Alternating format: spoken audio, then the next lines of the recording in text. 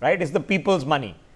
Now, the job of government is to take the people's money and invest it for two causes: common interest, which is your roads, highways, planes, airports, everything else, and the other is to ensure social balance. And that's important, because if you do not ensure social balance, then you don't have evolution, then you have revolution. You have disruption in the system that benefits no one. And that's something that you should take as seriously, even though we have frustrations. But in a just an honest sense, and let me touch upon this before I get your expert opinion, okay?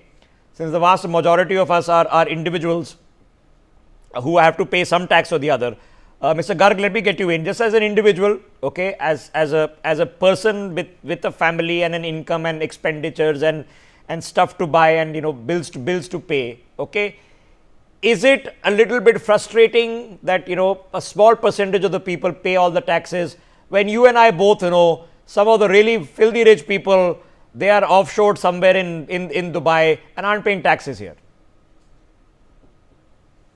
Rohit ji. I think, Yes. yeah, I think there is no gainsaying what you are saying is correct to that extent. You, me, and everyone out here would be feeling, left out in that sense that some people are paying taxes for that matter. And picking up from the data that you just shared, that 8 crores and odd has been paying as against the population that we have. And the idea, obviously is that the tax administration should try and bring more people into the tax debt. And that is the reason why, the basic exemption limit rise and the threshold for all other stuffs, interest, expenditure and all that should be raised.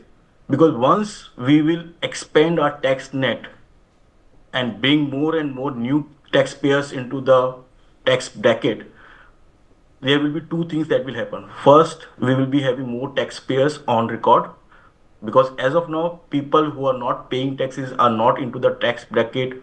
The money that is being spent, that money that is being earned is not getting counted into the statistics.